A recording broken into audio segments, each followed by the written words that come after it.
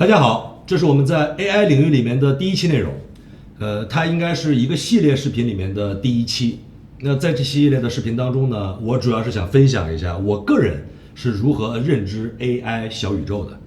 那么在我讲述的这个过程当中，如果你也觉得很认同，那么可能在未来这就是我们沟通的交流的基础。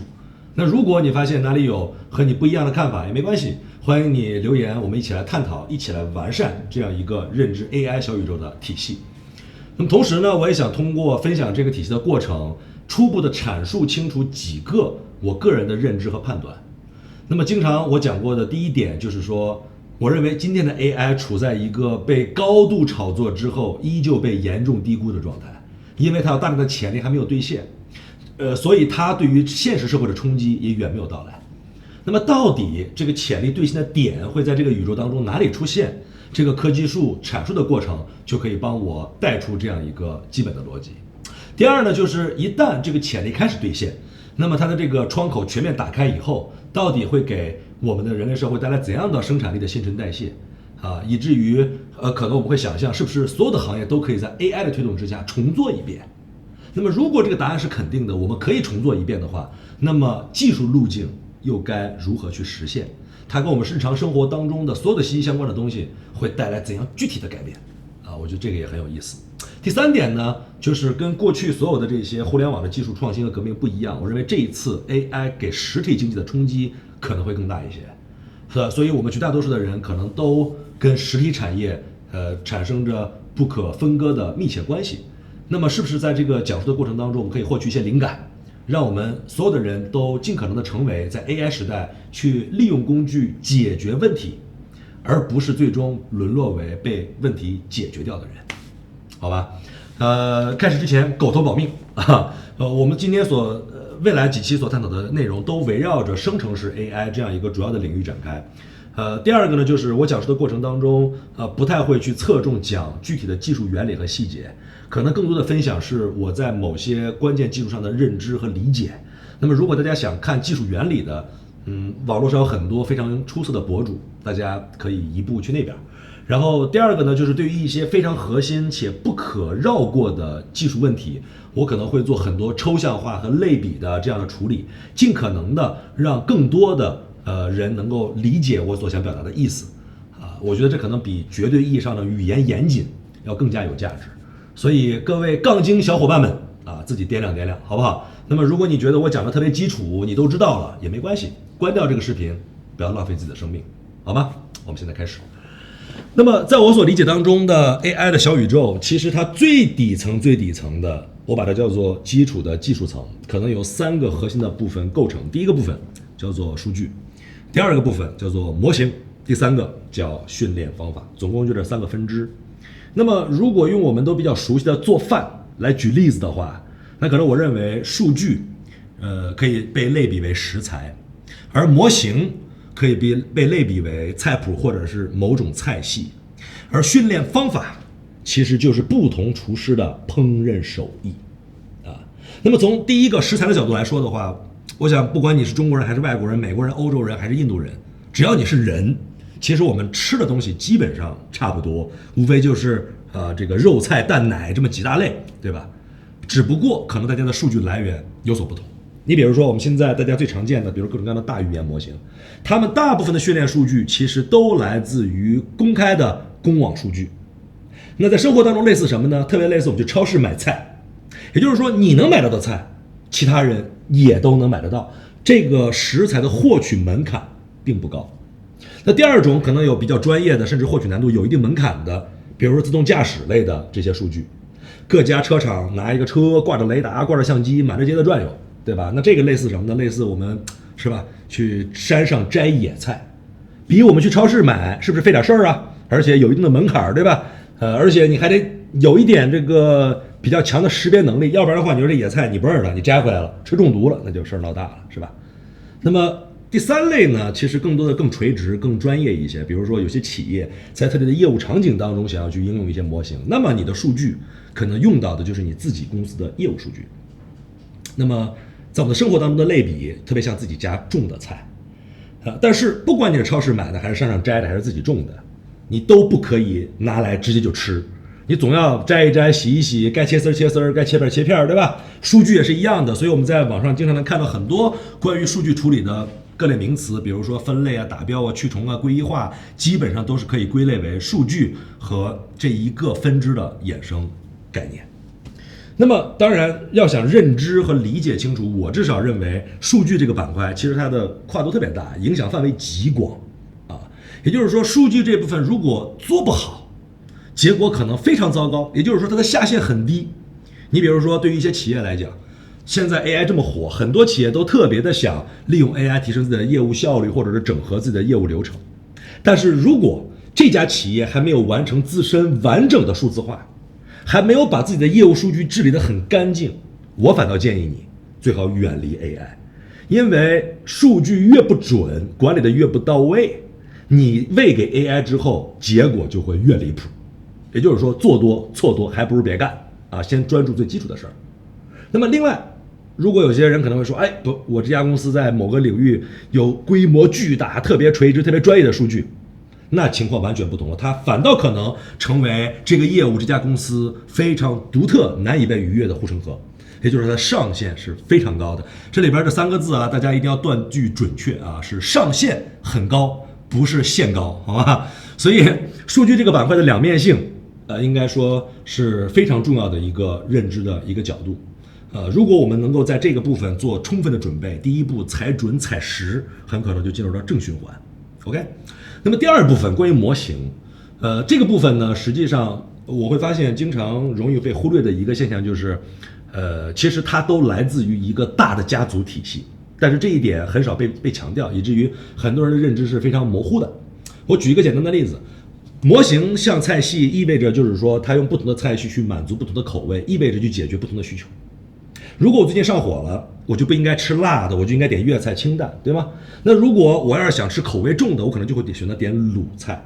啊。其实在所谓的模型类别当中也是一样，不同的模型类别它的特点几乎是不同的，但是都来自于神经元网络这样一个巨大的家族，包括我们现在经常见到的所谓的变形金刚，甚至以前早一点的 RNN、CNN，甚至是这个其他的各种各样的模型类别，都是在这个大家族下的。只不过在这个大家族演化的过程当中，不同时期有代表性不同的版本号。那么最近我们讨论最多的、应用最广的 Transformer， 叫变形金刚，它实际上就是通用性极强的代表。当然，可能训练难度包括资源消耗也都会大一些。那么在某些特定场景下，资源受限的情况之下，可能稍微老一些的 RNN、CNN 效果反倒会更好啊。那么所以在整个的现在的模型的选择和应用的过程当中，会有一个非常重要的趋势，就是老骥伏枥，志在千里。然后新人呢也有新人的这个特长，又不可替代，所以大家更多去倾向于选择用融合的方式，以模块化的方式来去拼接和组合一个能力更加完善的大的模型架构。这一点类似什么呢？特别类似我们以前讨论消费电子的时候的 SOC 的大小盒，也不是所有的事情都要丢给 AP， 对不对？比如说 ISP 负责处理图像， DSP 负责处理数字信号，然后把这些所有的东西都封装在一个芯片当中，当任务到来的时候，让正确的人去干正确的事儿。那么当我们把模块化的概念应用在模型的架构当中的时候，就是说我可能会选择通用性强，匹配几个专用性，或者是说在特定场景下表现更优异的模型来进行高低搭配。那原来如果说大家都喜欢去专业的馆子吃饭，那现在可能有越来越多的餐厅选择做融合菜，就是在这一个地方我几乎什么都可以囊括，然后都能够发挥出每一个菜系的特长，这就是所谓的这个模型的概念。那当然在这个模型的架构当中，我们最重要的要去讲解的和指出的一个就是我们所说的 Transformer 变形金刚这样一个模型。因为它的出现，极大的增加了所有的人工智能的通用性和推理能力。应该说，它是整个神经元网络家族发展的一个里程碑式的一个进展。也就是因为从2017年它的横空出世，才让我们今天看到了所有的人工智能模型的繁荣发展。所以我把它理解为是叫做神经元网络家族当中的 iPhone 4，它的意义就是这么伟大。但是讲到这儿，我们就要问一个问题。同样是川菜，是不是每一个厨子炒出来的味道都一样呢？很明显是不一定的。每个厨子的手艺都有高有低，虽然你喂的数据差不多，大家选的都是一个菜系，但是百度炒出来的菜，它和腾讯的味儿那还是有区别的啊。那么训练这个板块呢，我们在理解起来的时候可能会觉得它是最直观、最容易的，无非就是在这个过程当中我们精进手艺、调火候、拿捏细节，对吧？但是在实操当中，它其实是非常崩溃的一个板块，因为在模型选择的过程当中，其实我们更多的是做选择题，无非是单选和多选的问题嘛，对吧？但是你都跑出这个框还有更主要的一个问题就是说，模型架构的迭代，它在学术层面，包括在底层的层面，其实相对是缓慢的你说2017年 Transformer 出现，那下一次如此划时代意义的产品或者是架构出现，那是什么时候呢？谁也不知道，对吧？然后在数据层面，虽然它也很 tedious、很重复、很琐碎，但是规则相对明确，我们可以利用一些自动化的手段，让数据的处理变得更加容易，而且它的规则是很清晰的，所以说对于结果也相对可控。而唯独训练这个部分我用3个词来形容，叫资源密集、智力密集、劳动密集你很少能看得到哪一个领域或者哪一个行业能够把这3个东西全套用在一块儿，对不对唯独在大模型的训练板块它全占。资源密集型非常好理解，因为大家都知道现在的大模型的训练的算力消耗主要都是在这个环节嘛，因为现在人均 token 的消耗量还没有涨起来之前，其实整个行业的算力消耗最集中的就是在模型初始和迭代过程当中的这个训练环节。那么智力密集型的意思呢，就是说在你训练的过程当中，它其实是多种顶尖人才的相互配合，里边有 AI 科学家、算法工程师、数据科学家等等等等，大家紧密配合。所以也就是说，人才的水平直接决定了你这个模型训练的结果效率，也直接可以拉开模型和模型之间的使用差距。那么劳动密集型是什么意思呢？这个也很有意思就是其实训练模型的过程当中，你肯定要不停的根据结果来进行调优优化、诊断分析这些工作其实是非常琐碎的。我举一个我觉得挺有意思的一个例子就是我觉得这个训练大模型特别像炼丹或者烧瓷器一旦你把这个丹搓好了，把这个瓷器的炉子封上了，火一点，你基本上就不能干预了，你几乎不能干预，只有等到这个到了开炉的时间了，是吧？盖子一揭开，才发现这几个丹没炼成，这一锅瓷器没烧好，那大家从开始一点点逆推，是吧？哪里出了问题是温度出了问题还是配方有问题？调完了之后再来一遍，循环往复，非常非常的怎么讲枯燥，而且工作量是巨大的挑战也很大。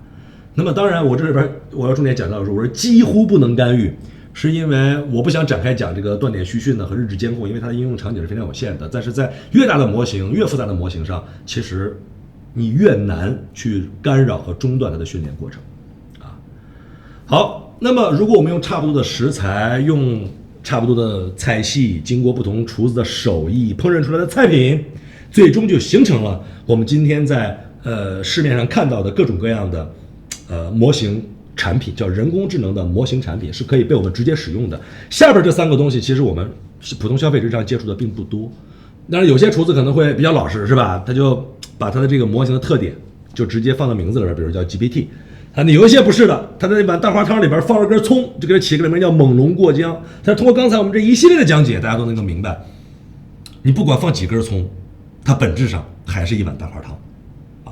所以其实刚才讲到了这么多，大家能看到，无论是在数据也好，模型也好，还是在训练维度也好，很多的衍生概念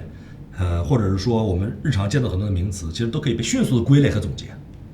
但是不是很全呢？不是，因为有很多很多的机制、原理，甚至是一些我们所说的细分的模型和工具，是在这3者相互协作和交融之下催生出来的产物。那么在这当中，我认为第1期一定绕不过去，且也是我认为最重要的一个方法论突破，那就是5个字：向量化机制 （Vectorization Mechanism）。那我看了很多关于向量化机制的讲解的视频，但是我发现大家可能都非常专注的在讲里边的技术细节和实现的路径，但是从认知的角度去探讨的反倒没有，就是它的本质到底是什么，它的意义在哪里？我反倒觉得这个角度可能才是最重要的那么我个人怎么理解它呢？我认为向量化机制就是第一次让硅基的计算机有了一个桥梁去感知人类这种碳基生物的世界因为我们都知道人类其实是碳基生物、碳基智慧。那么很多喜欢这个自然科学的网友们可能应该知道，人类意识是如何产生的，认知是如何产生的，这件事情到今天为止都是一个未解之谜。正所谓两岸一黑三起源，三起源当中意识和认知的起源就是最为核心的一个问题之一啊。那么好了，为什么要讲这个点呢？如果人类连自己是如何认知这个世界的机制都没搞清楚，我们怎么能够让另外一个宇宙里边的硅基设备、计算机我们还不能叫它硅基智慧，对吧？能让计算机去理解我们认知的这个世界呢？这里边的跨度巨大，好像有一个鸿沟难以逾越，所以我们需要一个中间机制，需要一个转化机制，需要一个翻译机制。而这个问题就是向量化机制要去解决它。那具体来说，我们举个例子啊，我们在感知世界的过程当中，你会发现它是由各种各样的物品、物体，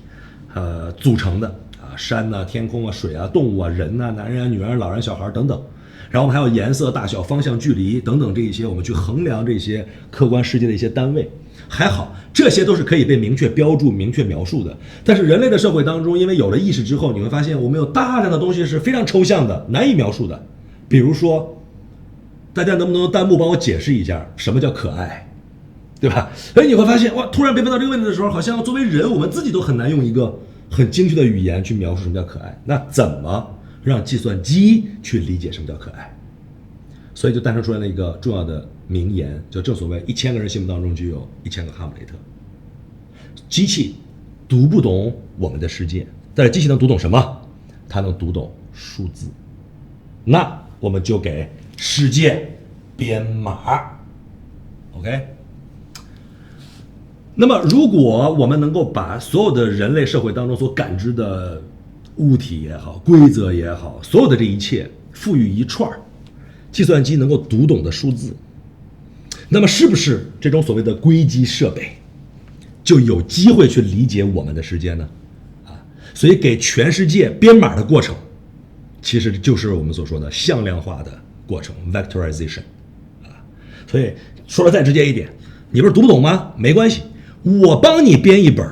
你能够看得懂的属于你计算机世界当中的字典、指南等等等等。那我举个例子，比如把我这个人如何完成向量化呢？对吧？我叫什么名字？比如说我叫王自如 OK， 身高多少？身高178，对吧？然后有什么性格特点？比如说爱装逼 OK， 3个关键字。那么可能这个是你认知当中的人类社会当中的王自如，但是计算机并不认识这些。所以我们是不是能够给他这个有一些编码，比如 let's say 比如说王自如，比如说6678384。所以当人和人之间提起王自如的时候，他可能是用这几个关键词来描绘的。但是在计算机世界当中，这些东西就是当你说到王自如的时候，它意味着66、78、384这样的一串数字。而刚刚我们所讲到的，刚才我所模拟的这样一个简单的、极为简化的过程，其实就是我们所说的向量表达这一串数字，就是这些人类社会的标签在计算机社会当中的向量表达。那么如果我们已经把很多的维度拆得很细了，看起来只有3个维度，但是如果你仔细想一想，其实它还是蛮复杂的。因为王自如是人类社会当中，比如说这个生物体的代称，178是它的生理特征，身高。那么性格特征其实代表着一些社会属性和认知的一些维度。也就是说，通过这3个关键词，其实已经完成了极为复杂信息的向量化过程。那么如果完成了这么多的信息化的向量化，如果再无限的去拆分，是不是就意味着我们的向量的数量会积攒的越来越多，颗粒度越来越细？同时当你把它拆得这么细的时候，它们之间也有了无限重组的可能。但是紧接着我们就发现了一个新的问题，那就是你会发现这3个东西放在一起的时候好像能理解，但是只有王自如是178吗？不一定，可能李四也是178，对吧？然后只有王自如爱装逼吗？不一定，可能王五也喜欢装逼。那么在这个过程当中，也就意味着说，我们必须要通过某种机制，不仅仅让他能描述这个人，还能够描述这个人，描述这个人，并且把他们之间的关系、复杂的关系搞清楚。这时候你就会发现，哇，好像放在一个二维的表格里边去表达这些向量已经不足够了，我们必须要把它放在一个更高维度的空间当中去，利用各种各样的手段来把这些潜在的、延展的、复杂的关系把它表达清楚。那么承载这些关系的空间就叫做向量空间 （vector space）。那比如说，可能在这个小点当中某一个点，比如叫王自如是吧？旁边那个点可能过去，对吧？消费电子就是它离它最近的标签，然后现在可能 AI 也是离它比较近的标签，但是比如说可能，比如说帅这个词儿啊，可能就是在右上角离它最远的一个标签，哎，你可以这样理解。所以，那么如果我们能够把世界描绘的越稠密，把世界的坐标标志的越清晰，是不是可以理解为在这个空间之内，计算机对于我们的世界的理解也就越到位呢？一定是这样的。所以在向量空间之内，我们就用所谓的方向、夹角，甚至是位置来表达这些复杂的关系。然后为了尽可能的让它把它做的稠密，我们要把所有的数据尽可能的拆分的极为详细。比如说灌入大量的文本数据之后不能按照所谓的章节和这个段落来去让它去消化，得按照字儿，恨不得一个标点符号、一个字符、一个字根这样去偏旁部首、词根这样去让它拆解。那视频呢，我们就把1秒钟的视频拆成24张照片，把照片拆成方格拆成像素，甚至恨不得把像素的边缘也要来回切割分级。那音频也是一样，1秒钟的音频切成多少帧，然后提取特征，做梅尔道谱，就所有的这个过程，你就会发现食不厌细。这个食材你切得越细越好，对吧？如果你不考虑算力，不考虑所有的客观限制因素，特别像什么呢？特别像老陕在那吃羊肉泡馍，它一定要掰得足够碎，然后煮出来才入味儿，对吧？所以我们把我们的世界也拆得足够碎，给它编码，通过向量空间里边把它装进去，通过位置、角度、距离来表达里边的关系，这就是整个向量化的一个非常非常通俗易懂的解释方式。那么在早年呢，确实所有的计算机科学家在向量化的过程当中是通过手工的方式来去编写和生成向量的。那么大家如果能够想象的话，就知道这是一个几乎不可能完成的任务，对吧？因为这是个天量的工作量，而且也是一个很笨的方法。所以直到刚才我们所讲到的神经元网络的发展，有一天机器可以自己学习并且生成向量了。也就是刚才我们看到那么稠密的向量数据、向量坐标在向量空间里边表达了人类社会复杂的关系，其实它不是在今天的人工智能的世界里面不是人分配的，而是在数据模型和训练方式这样交融的过程当中，由计算机自己识别、自己分配、自己总结的。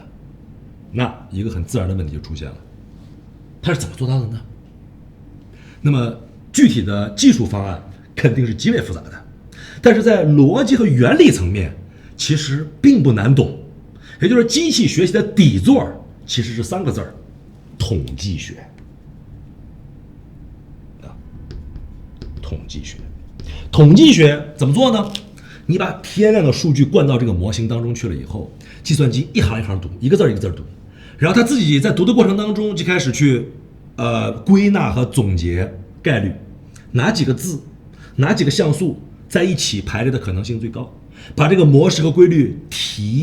叫做提炼出来，然后再通过向量编码分配的方式，是吧，生成这样的一个向量值，然后就得出来了我们所说的客观世界的规律我们人类所能理解的规律。那么为什么说是统计学？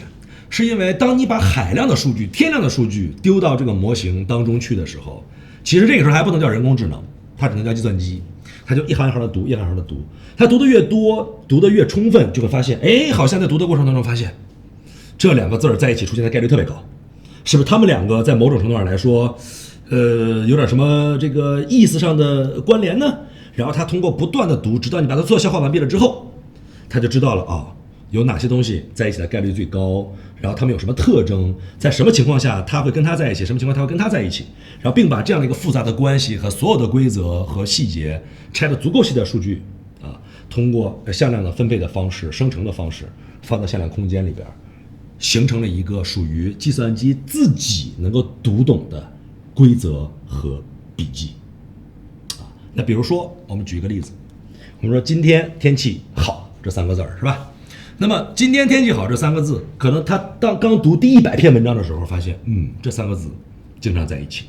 但是读着读着，你就会发现，那今天到底是什么意思呢？他读到第10000篇文章的时候，他就会发现，不仅仅是今天天气好在一起概率很高，原来今天其实可能和日、月、年这3个概念也很容易贴近，甚至可能和日期这个概念也很接近，等等等等。也就是说，他通过越来越多的概率、越来越多的现象总结出来的一个规则，就是其实今天和这一系列的东西都有关联，这就意味着他对于今天这个词的理解也更加全面。那么同理可证，可能最开始的时候他看到天气这个词的时候，只是认为今天天气好这3个东西有关联，但是随着他读到第1000万篇文章的时候，他就会发现原来天气和气候、大气、物理、化学、流体力学也有着一个独特的关系和体系啊。那么以此类推，直到他将所有的数据消化完毕，总结出所有的规律啊。所以在这个过程当中，确实依赖着庞大的算力去维持这样的一个工作的达成，或者实现这样一个工作达成，也做到了让 AI 在过程当中不断的自我完善，丰富对于所谓人类世界理解的这样一个目的啊。好，那么假设如果向量化机制可以将人类的一切东西进行这个编码和数字化，那么如果我们喂给计算机的数据是无限的，代表了全世界全宇宙的所有信息，那么当计算机消化理解完毕了之后，也提取完了所有的特征，并且标注了规则以后，我们是不是就可以理解为计算机也完成了对于全世界全宇宙的学习，而人类也完成了碳基生物的智慧和认知向硅基智慧转移的过程。然后这个过程结束了之后，当你再丢给他一个东西，比如一个图片或者一个视频的时候，他就会按照他自己已经总结出来的小笔记，对不对？挨个去翻，然后发现你给我丢这个东西符合这个特征，加在一起，这是一张小狗的照片。所以这个过程叫什么？叫识别。然后当你跟他说你再给我生成一个小狗的照片，他按照相同的规则再给你把所有的细碎信息堆砌起来的时候，这个过程就叫做生成啊。所以通过这样的方式，我们算是完成了把碳基生物所理解的世界，是吧，向硅基世界进行了转译传授啊。然后硅基世界、硅基智慧给我们一个所需要的智慧结果。但是这里面我们必须要清醒地认识到一点，也就是说，计算机所呈现出来给我们的这种智慧的结果，它其实是一个转译过来的模拟效果，它并不是意味着说它能够像人类一样真正的去非常细致和全面的感知我们周边的这个社会和整个宇宙，它和我们的这个人类的这个智慧是完全不同的。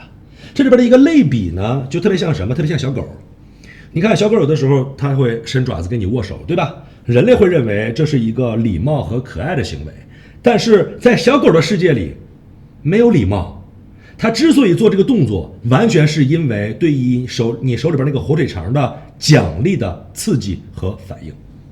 那么 AI 某种程度来说跟小狗的逻辑其实是非常类似的，它其实都是对于人类在训练的过程当中所定出来的规则和模拟的一种响应。但是你说它响应出来了之后，让人类看来好像是懂了，但是它真的自己理解吗？它有意识吗？其实不一定。所以说很多人会担心说 AI 毁坏世界、毁灭世界等等的，甚至我们说终结者可能会有一天天网会到来，是吧？但是在我看来，至少以今天的技术状态来说，可能还遥远得很啊，遥远得很。好，最后我们再次总结一下向量化机制，我认为这是理解 AI 当中最重要的一个命题。也就是说，向量化机制其实就是人给全世界编码的过程。也不对啊，严格意义上来说，其实是计算机自己编码的，是吧？但是是通过统计学的机制来去编码的。但是不管如何，它都是所谓的硅基世界去了解和感受人类的碳基世界一个重要的桥梁，也打开了 AI 尽可能无限的可能性。我曾经经常讲，片头我就讲过 AI 今天严重的被炒作，但是却严重的被低估，就是因为它有大量的潜力没有兑现，而向量化机制它的现状和未来，其实恰恰是这个潜力没有被兑现的原因，也就是它有很大的空间还没有发掘。那么如果我们回到 AI 的发展来看的话，未来它有哪些可能呢？比如说我们来这样去理解，今天基于所谓的三大支柱，我们为了它文本，为了它视频，它其实已经能够模拟人类的视觉和听觉，甚至是语言的能力了。那么如果说它通过这样的模型的方式，已经把人类5个感官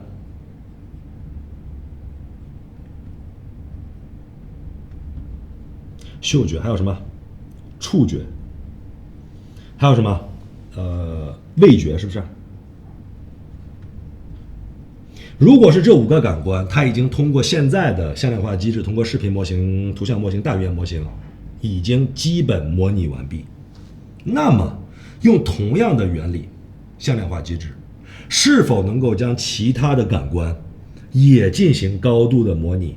做到一个它可以感知我们的世界这样的一个结果呢？其实是可以的。最近我们看到的大火的物理 AI， 其实无非也就是把所谓的机器人里边的传感器收集到数据，比如说加速、角度，它的气压等等的一些数据，通过刚才我们所说的向量化机制，一大堆的东西，把它归纳到一个向量空间里面去，让所谓的计算机理解到，哦，原来一个笔你不拿着它是会掉的，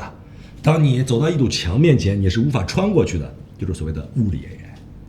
那好，如果嗅觉和味觉呢，对吧？所以就是说，物理 AI 其实已经在朝着什么东西去解决？在朝着这个人类的触觉和体感去进发了。那到这儿的话，嗅觉和味觉还远吗？其实这2个东西好像更容易理解一些，对吗？因为你只需要去分析食物，甚至是空气当中的一些所谓的分子的化学成分，